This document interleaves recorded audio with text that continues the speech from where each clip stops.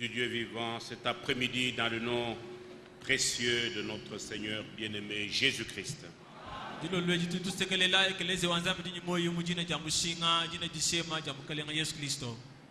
y a le frère Jean Moulowaï, pasteur de Katanda, qui m'a fait un message tout à l'heure. Il vous salue tous au nom du Seigneur Jésus-Christ. Et puis, s'il y a un frère ou une sœur, ça est inutile de traduire, qui a un diplôme de licence en pédagogie, qu'il passe par le diacre, parce qu'il y a un organisme qui cherche un candidat quelque part, licencié, diplôme de licence en pédagogie. Si vous êtes là, un frère ou une sœur, passez par le diacre pour que nous allons vous orienter à un organisme pour un emploi. Que Dieu vous bénisse. Nous allons nous lever.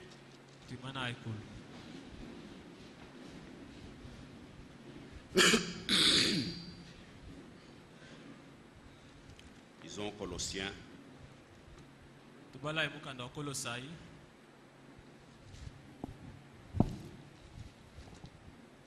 Chapitre 1er. Verset 15.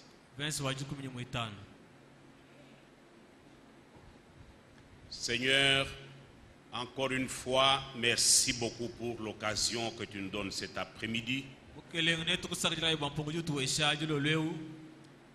venir en ta présence combien bénie.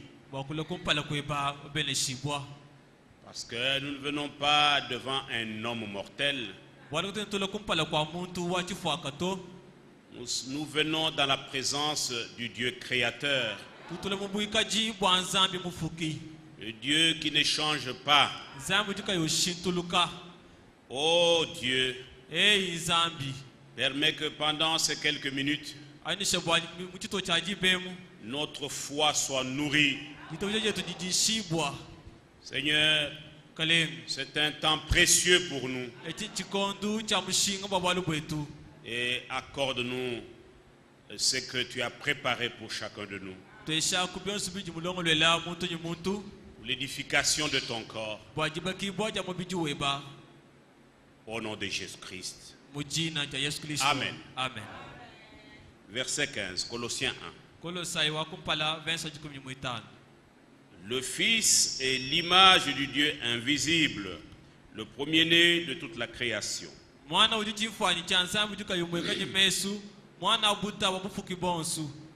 Verset 18.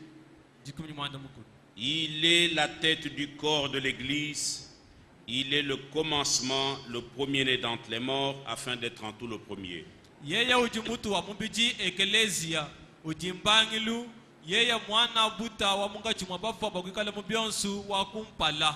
Car Dieu a voulu faire habiter toute plénitude en lui. Il a voulu par lui tout réconcilier avec lui-même, tant ce qui est sur la terre que ce qui est dans les cieux, en faisant la paix par lui, par le sang de sa croix.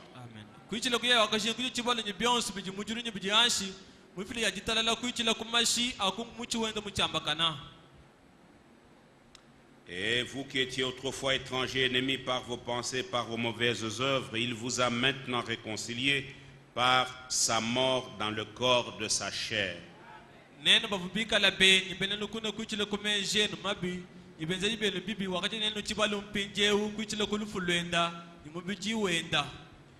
Pour vous faire paraître devant lui saint, sans défaut et sans reproche.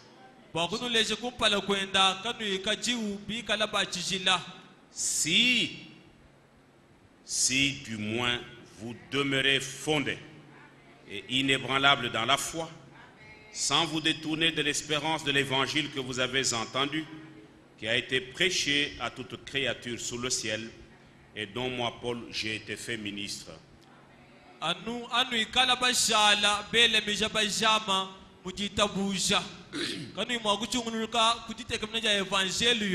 Que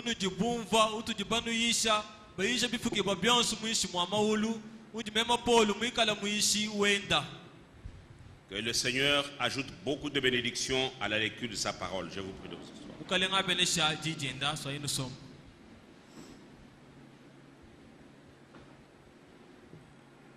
Dans les 3 jours qui nous restent avant le premier week-end, on va faire un effort pour terminer le sujet ici. Donc aujourd'hui, demain et vendredi. Aujourd'hui, nous pouvons terminer le premier volet. Et puis demain, nous attaquons le deuxième volet. Peut-être aujourd'hui, si nous avons le temps, on commence. Nous avons vu que depuis l'éternité, Dieu s'était conçu en lui-même un dessein glorieux caché en lui. Il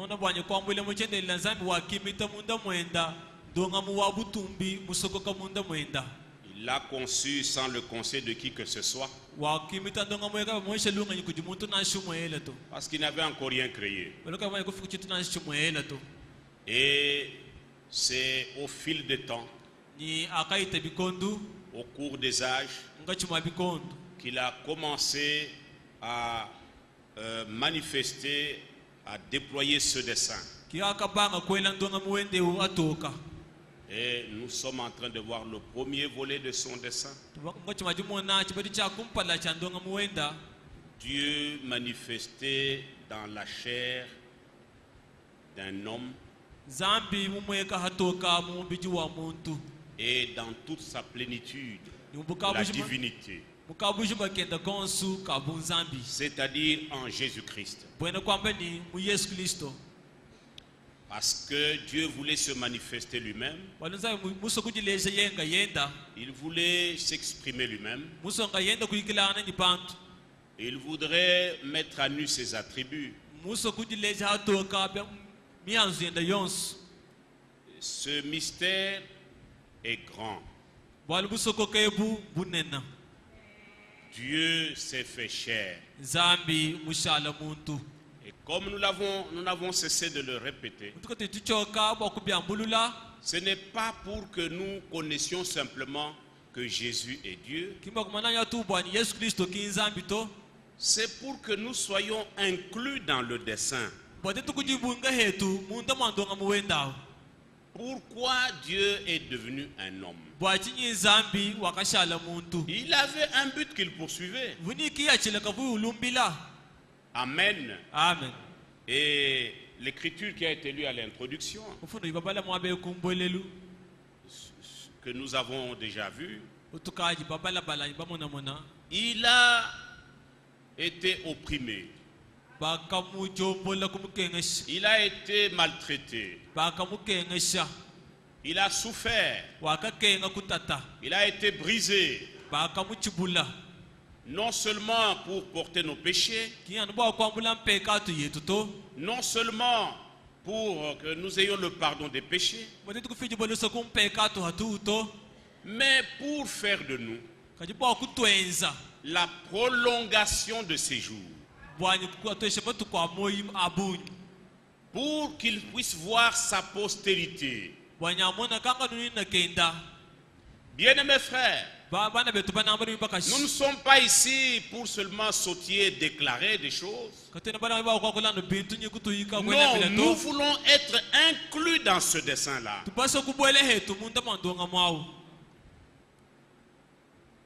Nous avons été par la foi crucifiés avec Christ.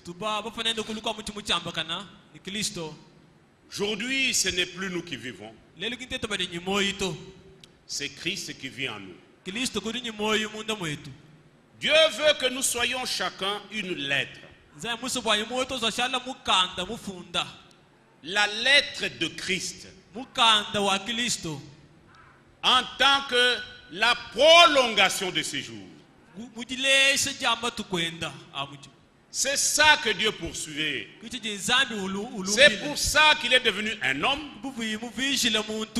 pour verser son sang, libérer sa vie, afin que cette vie nous revienne. Et nous sommes maintenant enfants de Dieu, co-héritiers de Christ.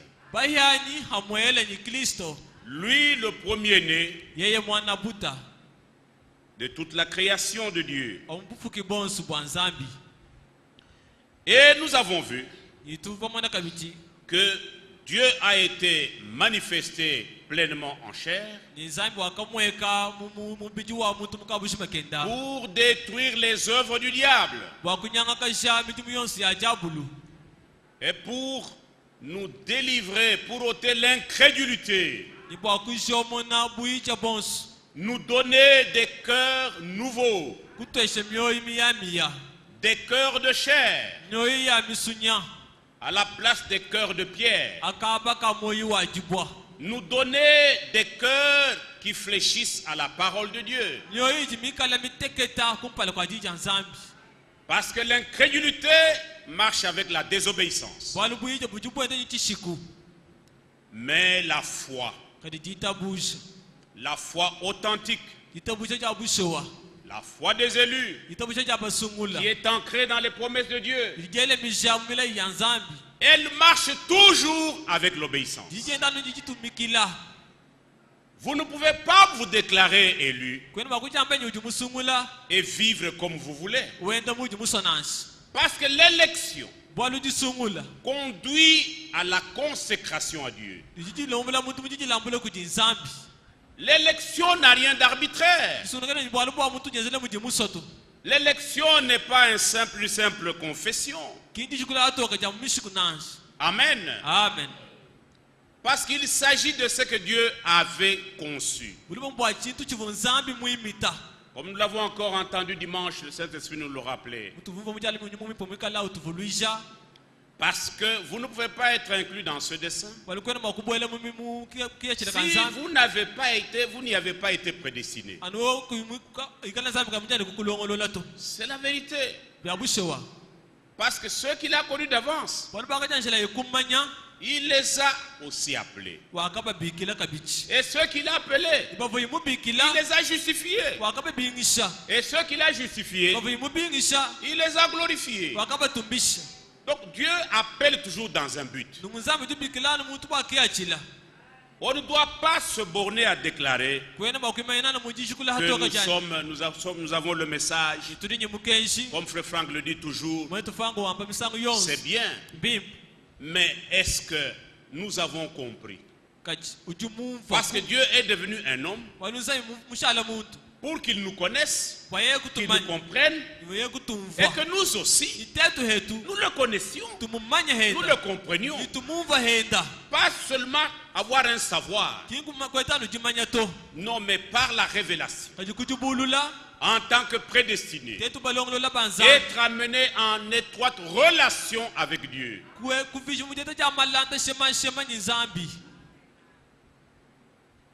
Et nous avons vu aussi qu'il n'est pas venu seulement pour nous délivrer du péché, mais aussi de la crainte de la mort.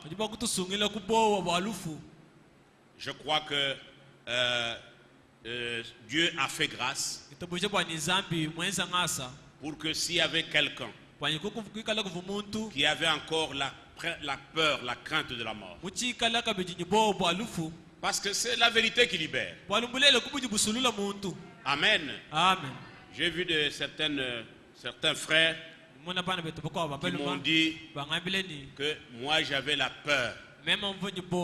Mais quand Dieu nous a parlé, elle est partie.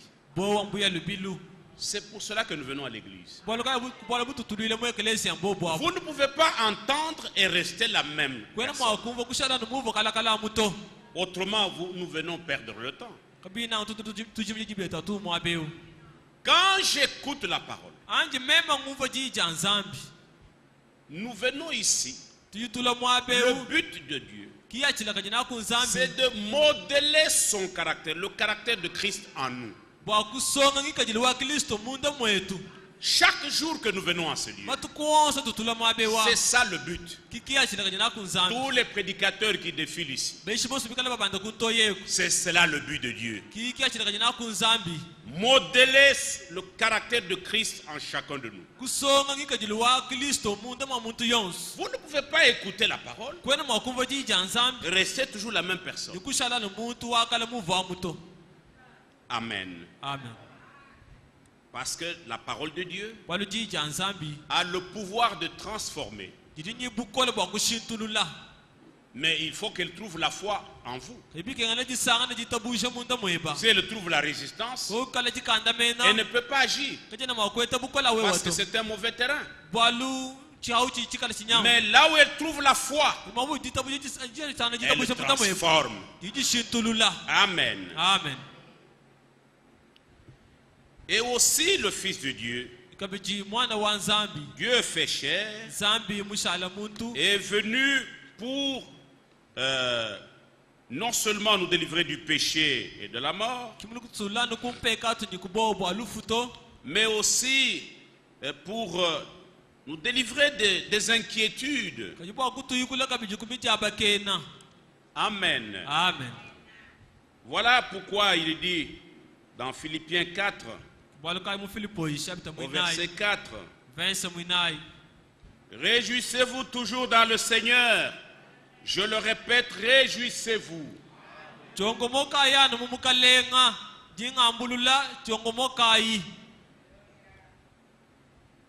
Verset 6. Ne vous inquiétez de rien.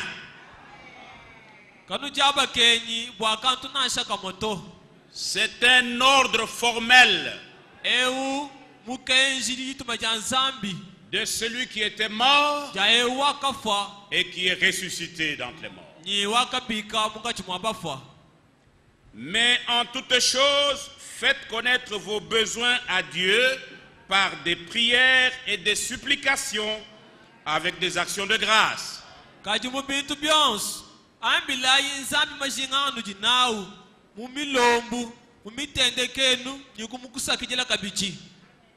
Écoutez, Église. Sur cette terre, le diable va nous terrifier avec beaucoup de choses.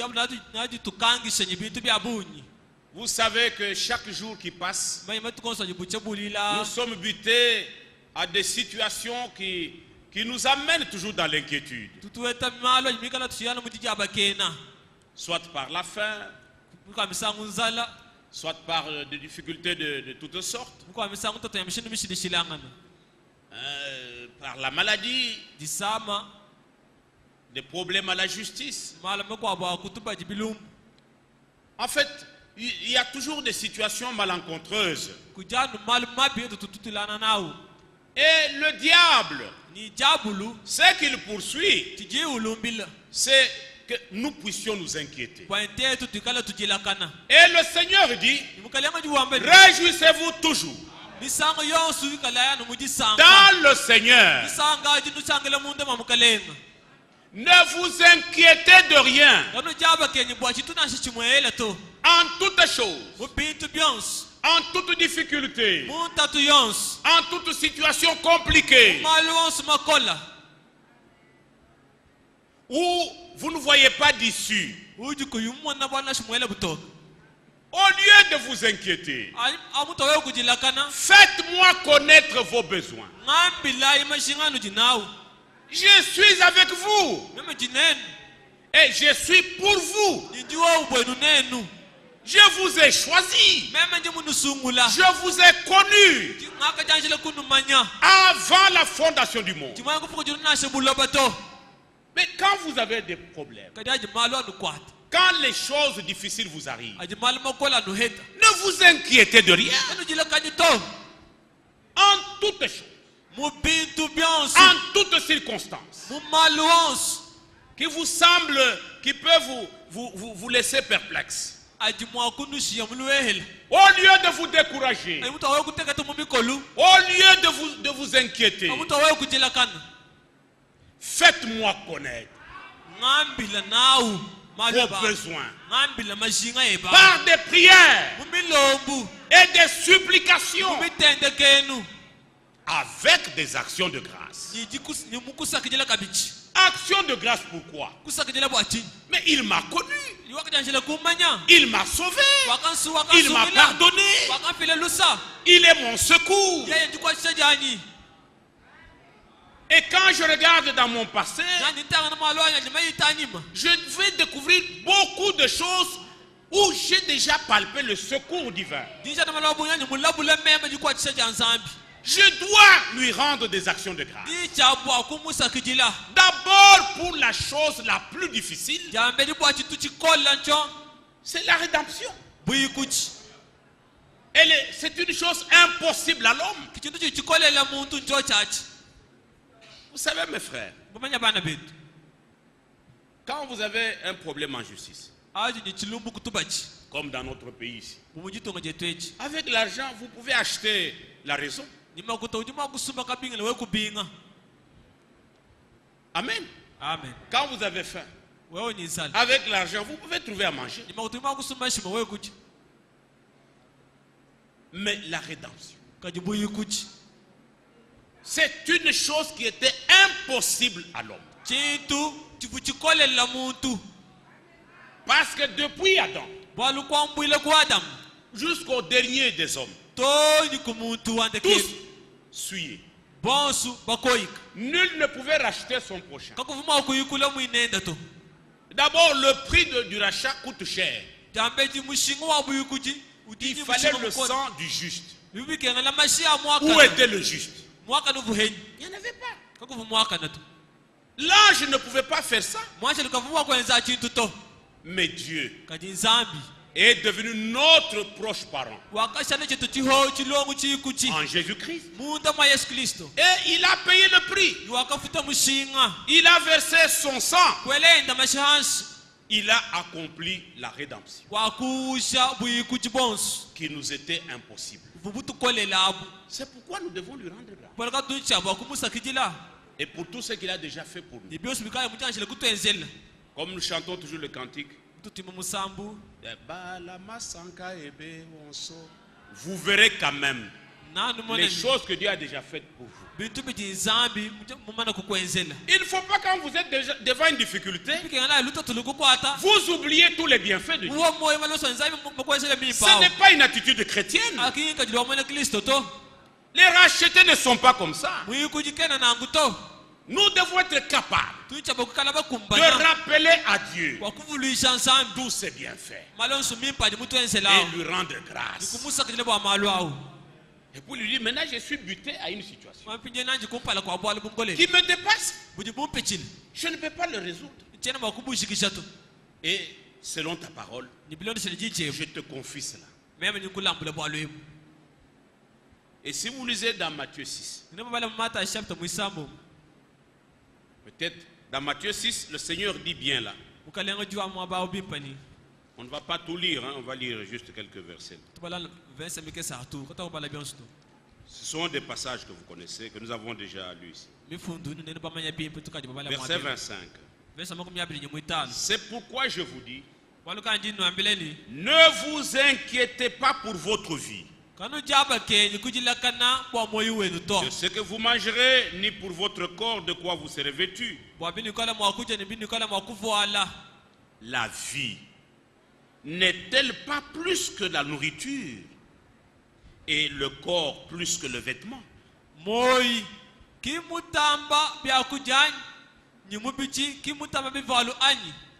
Et puis on va nous parler comment il nourrit les oiseaux du ciel, qui ne cultivent pas, qui n'amassent pas, n'ont pas de grenier. Au verset 27, qui de vous, ça c'est une très bonne question. Et vous savez qui pose cette question? C'est le Seigneur de gloire, Dieu dans la chair humaine, le Seigneur Jésus-Christ, qui me pose la question, qui te pose la question. Trouvez la réponse. Verset 27. Qui de vous, par ses inquiétudes, peut ajouter une coudée à la durée de sa vie?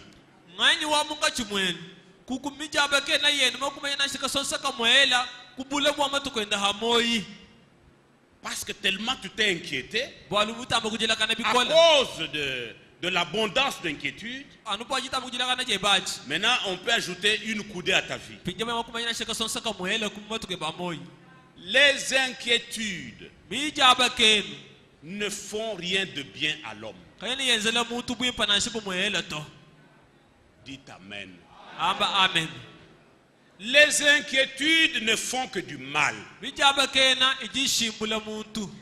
inquiétudes ne peuvent que vous ronger. Ils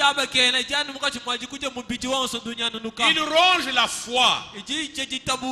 Ils rongent aussi le corps. Et beaucoup de maladies aussi viennent des inquiétudes.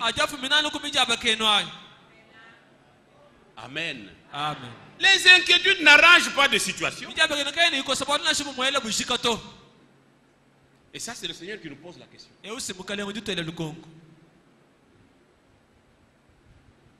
Ayons foi en Dieu.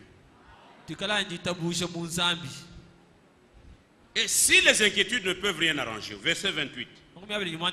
Pourquoi vous inquiétez au sujet du vêtement?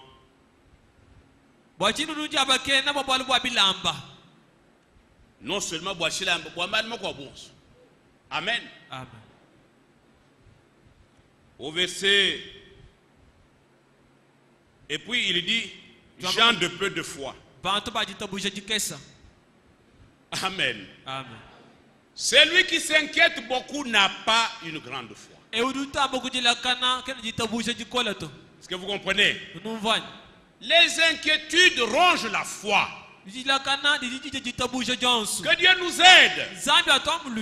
Amen. Amen. Parce que nous passerons par des situations. Nous en avons. Et nous en aurons. Mais ce ne sont pas les inquiétudes qui vont donner la solution. Et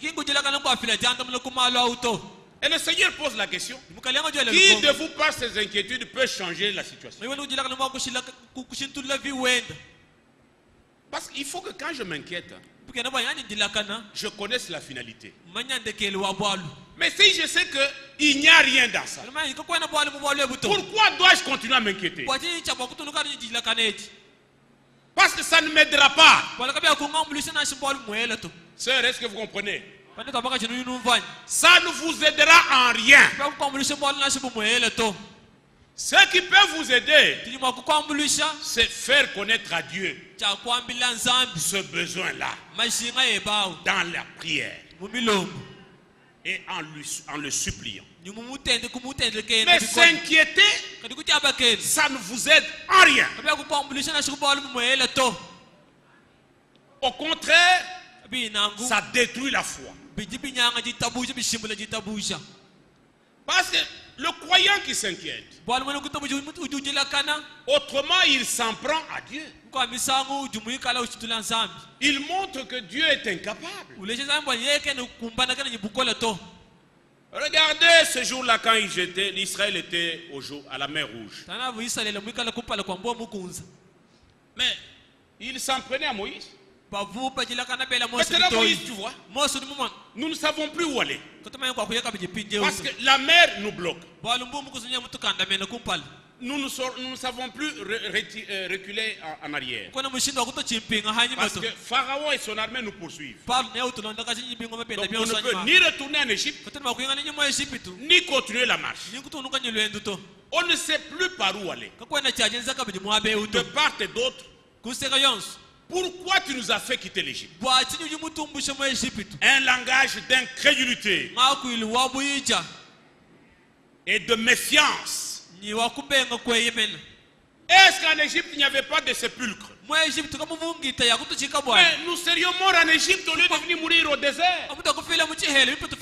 Avec les affaires de votre Dieu ici. Moïse, saisi par l'Esprit de Dieu. Et il dit, il prophétise.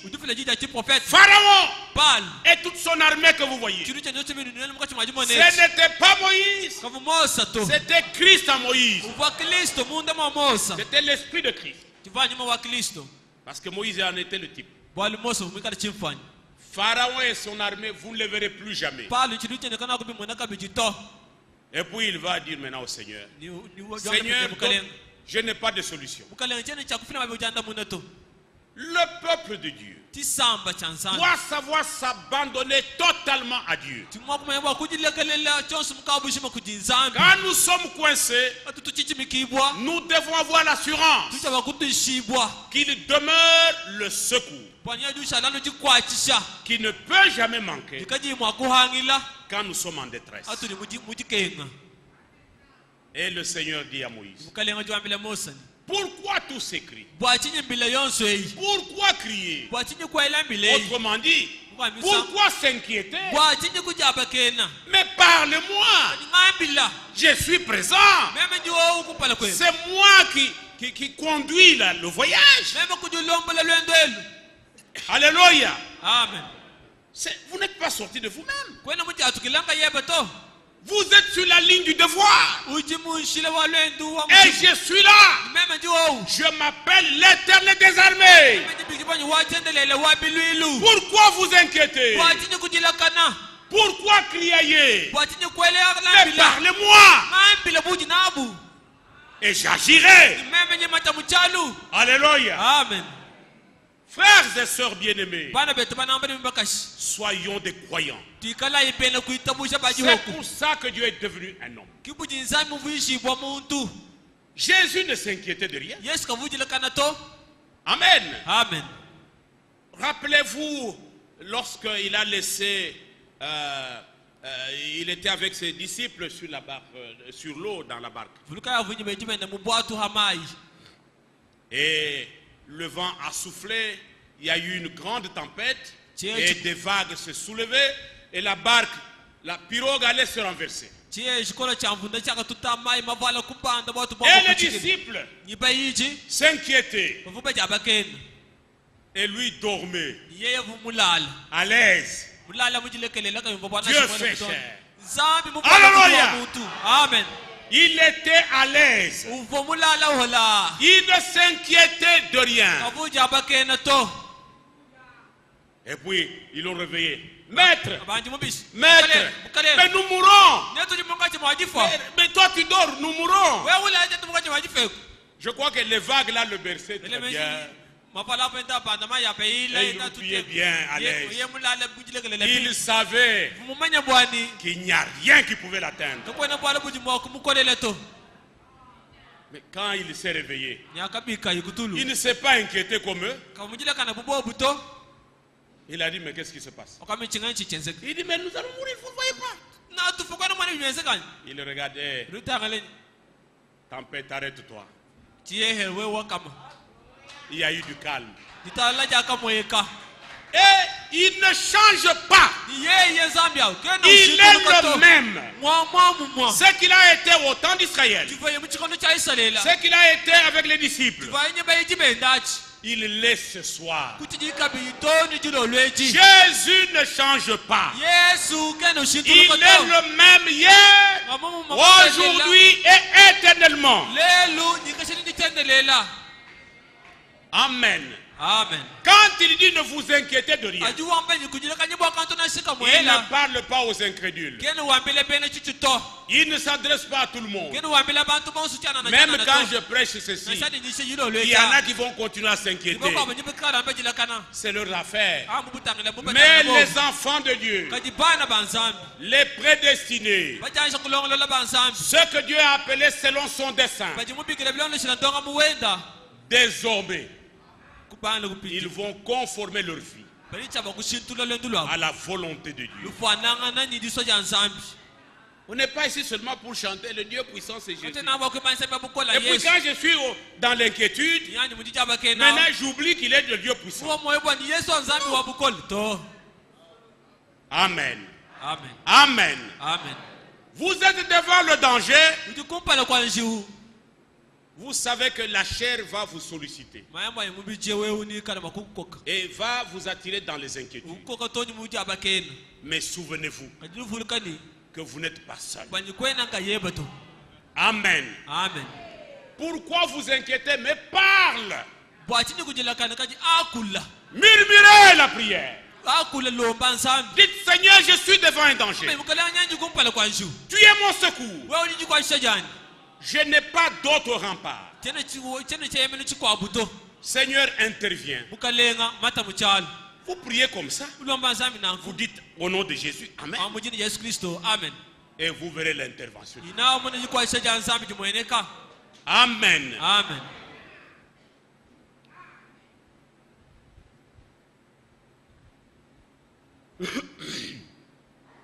C'est pourquoi dans 1 Pierre 5, on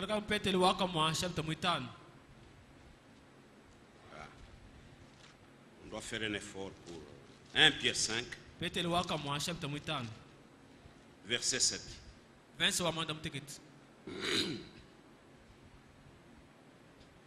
Je peux même commencer au verset 6. Humiliez-vous donc sous la puissante main de Dieu, afin qu'il vous élève au temps convenable.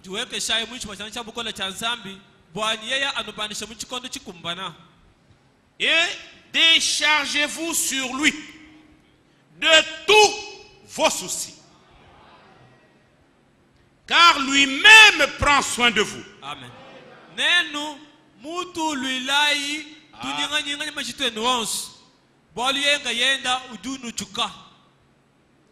Déchargez-vous sur lui de tous vos soucis.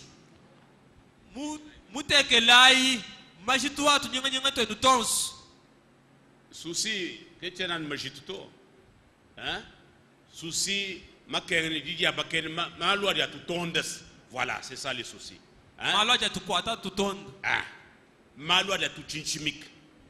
À tout péché, beaucoup tu es inquiet. Il dit déchargez-vous sur lui de tous vos soucis. Ne gardez pas sur vous les soucis. Déchargez-vous sur lui de tous soucis. Et quand vous vous déchargez sur lui, vous êtes libéré. Amen. Amen. Vous êtes libéré. Au point que vous pouvez être comme la Sunamite. Elle avait un problème, l'enfant mort. On lui demande comment ça va. Tout va bien. Parce qu'elle n'avait pas de solution, elle. Elle savait que la solution se trouve chez Dieu. Amen. Amen. À travers le prophète Élisée.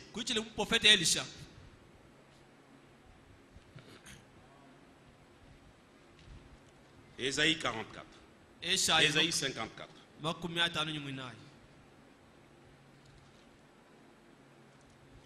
Ah, les soucis, une très mauvaise chose dans la marche du croyant.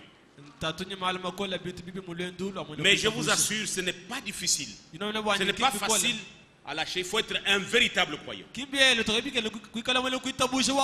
Ah. Amen. Amen. Il faut être un véritable croyant, je vous dis.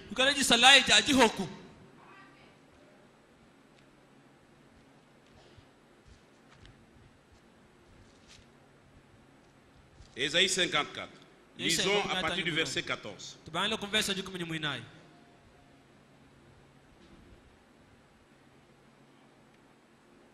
Tu seras affermi par la justice.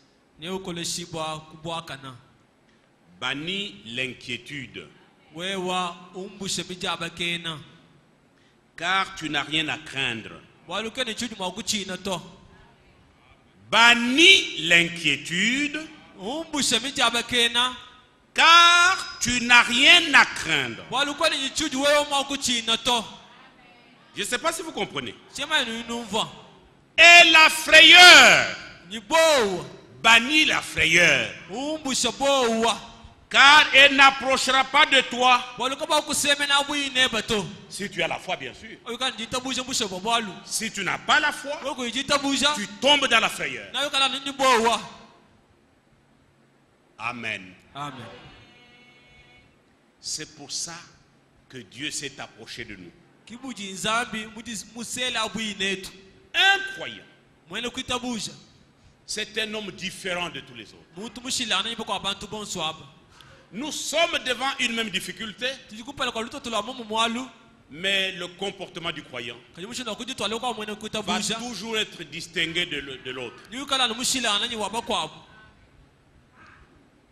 Il n'a pas d'argent, tu peux venir commencer à lui demander de l'argent. Parce que toi tu croiras qu'il en a. Il n'en a pas. Mais il se réjouit dans le Seigneur. Amen. Amen. Mais ce n'est pas un mendiant. Un fils de Dieu n'est pas un mendiant. Parce qu'il est écrit dans Psaume 37, verset 25. J'ai été jeune et j'ai vieilli. Je n'ai jamais vu le juste abandonné, ni sa postérité mendiant du pain. Dieu prend soin de nous. Alléluia. Amen. Voilà pourquoi nous devons nous décharger sur lui de tous nos soucis. L'inquiétude et la frayeur s'approcheront de vous. Mais vous devez opposer la foi. Vous devez résister. Alléluia. Amen. Prenez le bouclier de la foi. Parce que vous serez toujours sollicité. Amen. Amen. Si l'on forme des complots, cela ne viendra pas de moi. Quiconque se liguera contre toi tombera sous ton pouvoir. Je n'ai pas le temps de me venger. Je n'ai pas le temps de... Non, vous avez fait le complot, venez. Je n'ai pas ce temps-là. Je contrôle ma température dans la foi. Je dois être au diapason de la parole. C'est ça mon problème. Le reste, même si le monde entier complote contre moi, il y a quelqu'un qui va s'occuper de cela. C'est pas mon affaire. Amen. Amen. Amen. Amen. Dieu ne complotera jamais contre ses enfants. Jamais. S'il y a un complot, il dit, si l'on forme des complots, cela ne viendra pas de moi. Ça ne peut venir que de l'ennemi qui utilise ses agents. Mais quiconque se liguera contre toi tombera sous ton pouvoir. Frères et sœurs bien-aimés, devenez amis de Dieu. Soyez en relation, en communion parfaite avec Dieu. Il s'occupera de tout. Au lieu de vous soucier de ceci, vous vous souciez de cela, souciez-vous de lui. Amen. Amen. Quand vous avez commis un péché, ça doit faire un souci pour vous. Repentez-vous-en. Confessez le mal. Mettez la vie en ordre. Et quand vous avez réglé cela, marchez avec le Seigneur. Et vous avez la victoire. C'est pourquoi la Bible dit, la victoire qui triomphe du monde. 1 Jean 5, verset 4. C'est notre foi. Et la foi est nourrie de la parole de Christ. La foi, ce n'est pas quelque chose vide de sens. Le fondement fondamental de la foi, c'est la parole de Dieu que nous lisons ici. Vous mettez foi dans cette parole. Vous la vivez. Vous la mettez en pratique. Et vous verrez la gloire de Dieu. Vous avez vu comment, quand Abraham a obéi, cela a secoué Dieu. Il a juré sur la promesse qu'il avait déjà faite. Et il a même dit, ta postérité possédera la porte de ses ennemis. C'est-à-dire ta postérité sera vainqueur. Amen. Amen. Que la postérité d'Abraham sont ceux qui marchent comme Abraham, qui partagent la même foi, une foi qui est rendue parfaite dans l'obéissance. C'est ça la postérité d'Abraham. Amen. Amen.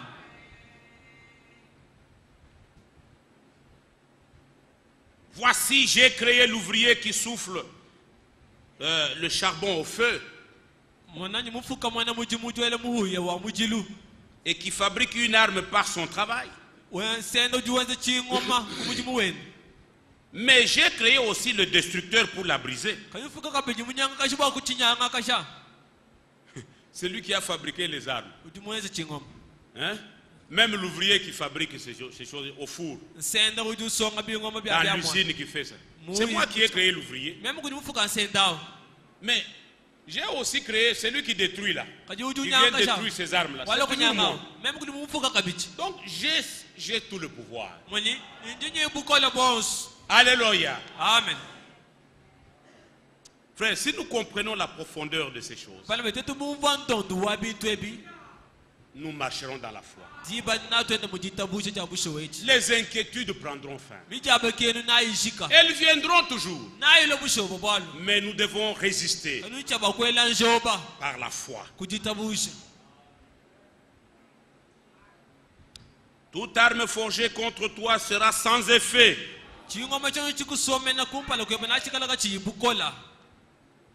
Et toute langue qui se lèvera en justice contre toi, tu la condamneras. Tel est l'héritage des serviteurs de l'Éternel. Tel est le salut qui leur viendra de moi, dit l'Éternel. Amen. Amen. Ici, serviteur, il ne faut pas voir seulement les prédicateurs.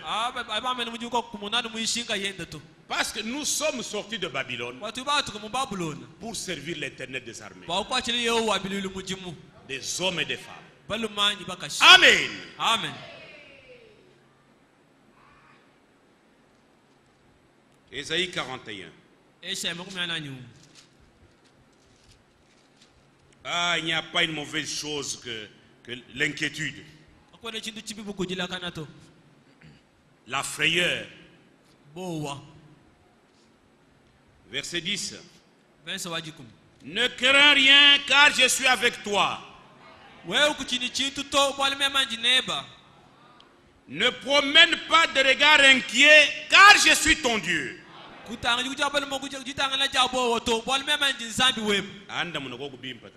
Hein? Ne promène pas de regard inquiet car je suis ton Dieu.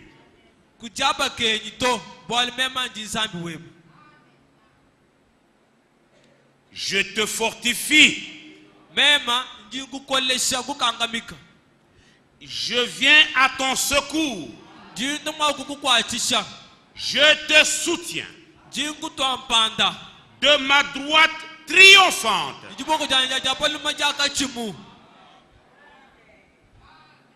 Amen. Au verset 13. Car je suis l'Éternel ton Dieu qui fortifie ta droite, qui te dit ne crains rien.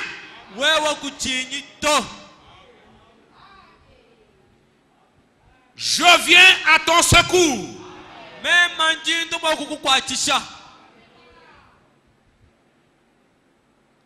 Ne crains rien, vermisseau de Jacob, faible reste d'Israël.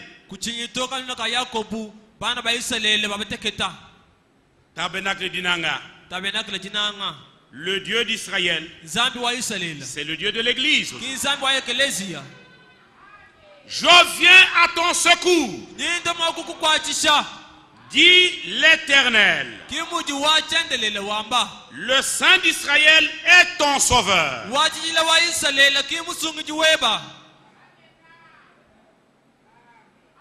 Bien-aimés frères, Ce ne sont pas mes paroles. Mettez foi dans le ainsi dit le Seigneur.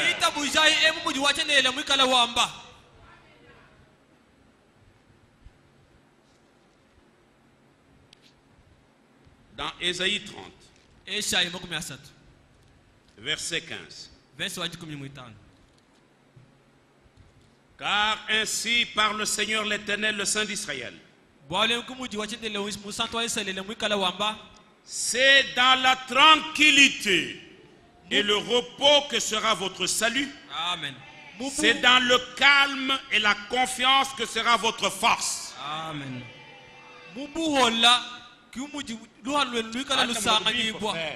Je reprends. C'est dans la tranquillité et le repos que sera votre salut.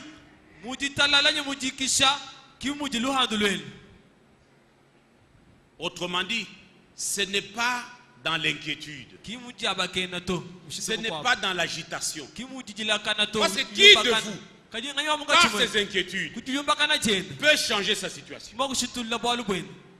Mais c'est dans la tranquillité et le repos. Nous devons nous reposer en lui. Amen. Amen. Savoir qu'il est notre force. Il est le tout pour nous. Il dit, au lieu de m'inquiéter, parlez-moi. Ce n'est pas en s'agitant, en pleurant trop, en se plaignant. Non, dans la tranquillité, dans le repos, dans le calme et la confiance. C'est-à-dire dans la foi. La foi, c'est la confiance en Dieu. Alléluia. C'est là que se trouve votre force. Je crois que l'Église comprend. Mais vous ne l'avez pas voulu.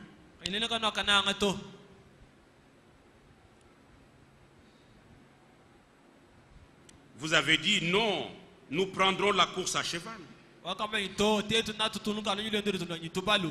Kimbilus. Kidinye makana, difu makana. Ushi yanzambi, ujumwa kwenzele bwalo. Banda hakabalu lubilu. Tu es là, les yeux en l'air.